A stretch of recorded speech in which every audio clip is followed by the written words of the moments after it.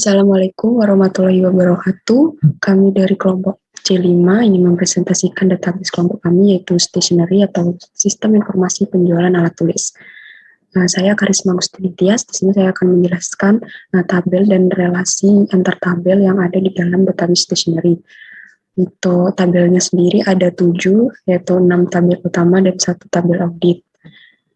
Tabel utama ada tabel akses, karyawan, transaksi, barang, restock, dan pemasok. Dan untuk tabel auditnya ada tabel audit hapus barang. Untuk relasinya, yang pertama dari tabel akses dan tabel karyawan, yang mana setiap satu karyawan hanya memiliki satu hak akses yang dihubungkan dengan ID akses yang ada di dalam tabel karyawan. Kemudian tabel karyawan dan tabel transaksi, setiap satu karyawan dapat melayani lebih dari satu transaksi yang dihubungkan dengan ID karyawan yang ada di dalam tabel transaksi. Kemudian transaksi dan barang. Setiap satu kali transaksi bisa memiliki lebih dari satu barang yang dihubungkan dengan ID barang yang ada di dalam tabel transaksi. Kemudian barang dan restock. Lebih dari satu barang bisa dilakukan lebih dari satu kali restock, yang mana dihubungkan dengan ID barang yang ada di dalam tabel restock. Kemudian restock dan pemasok. Lebih dari satu restock bisa dilakukan oleh lebih dari satu pemasok yang dihubungkan dengan ID pemasok yang ada di dalam tabel restock. Kemudian untuk tabel auditnya sendiri yaitu hapus barang. Nanti untuk record datanya mengambil dari data yang telah dihapus dari tabel barang. Nanti akan menggunakan fungsi trigger yang akan dijelaskan oleh Yasin. Nama saya Tuarka Batiar dan akan menjelaskan join dua tabel. Di sini kami memakai dua tabel yaitu karyawan dan akses. Di dalam karyawan sendiri, tabel karyawan sendiri, kami menggunakan ID karyawan dan nama karyawan, dan di tabel akses kami menggunakan akses. Dari karyawan join ke akses. Pada karyawan, tabel karyawan, ID karyawan sampai dengan ID akses. Hasil yang kami dapatkan seperti berikut. Sedangkan studi kasus yang kedua yaitu join 3 tabel.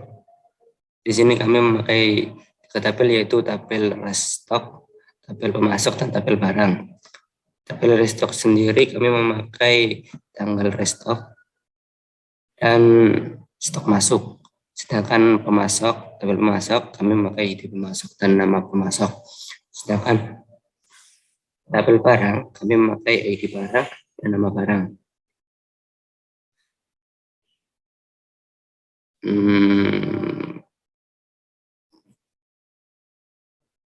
Dari pemasok join ke restock, pada pemasok ID pemasok sama dengan restock ID pemasok.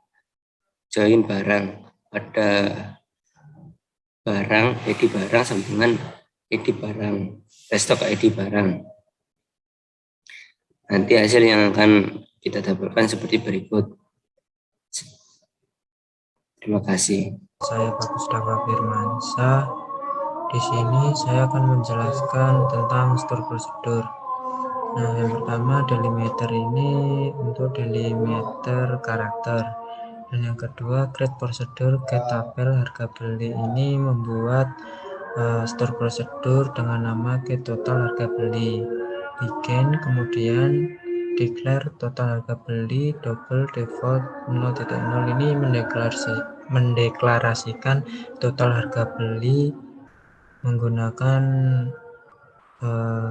variabel double default 0.0. Select sum harga beli into total harga beli. Ini menjumlahkan semua data di kolom harga beli ke dalam total harga beli. Dan pada tabel barang, select total harga ini memanggil total harga beli. N. Ini mengakhiri store prosedur. Kemudian call get total harga beli, itu fungsinya memanggil store prosedur dengan nama get total harga beli, akan menghasilkan total harga beli sejumlah 89.500. Perkenalkan, nama saya Yasin Afar Santoso.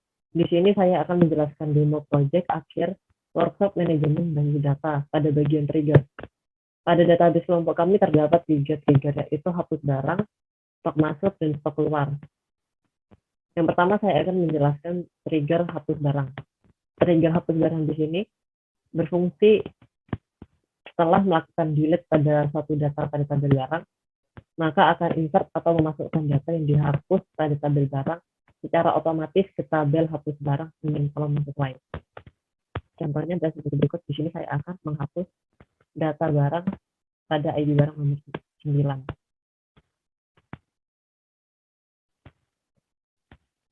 Setelah data dihapus, maka data yang dihapus pada tabel barang tadi akan otomatis masuk ke dalam tabel hapus barang. Selanjutnya saya akan menjelaskan tentang trigger stok masuk. Trigger stok masuk di sini fungsinya setelah melakukan insert atau memasukkan data pada tabel di stok, maka secara otomatis akan menambahkan data barang ke tabel barang, dan jika ada data yang dimasukkan ID barangnya sama dengan ID barang di tabel barang, maka hanya akan menambah jumlahnya saja menggunakan fungsi update. Contohnya adalah sebagai berikut.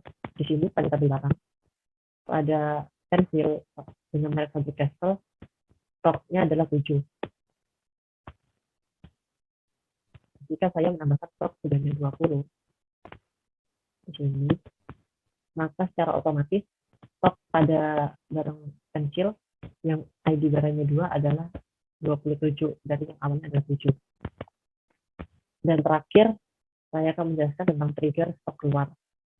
Trigger stok keluar di sini fungsinya adalah jika setelah memasukkan data transaksi pembelian barang pada tabel transaksi, maka akan otomatis mengurangi jumlah stok barang sesuai jumlah dan barang apa yang masuk pada tabel transaksi menggunakan fungsi update.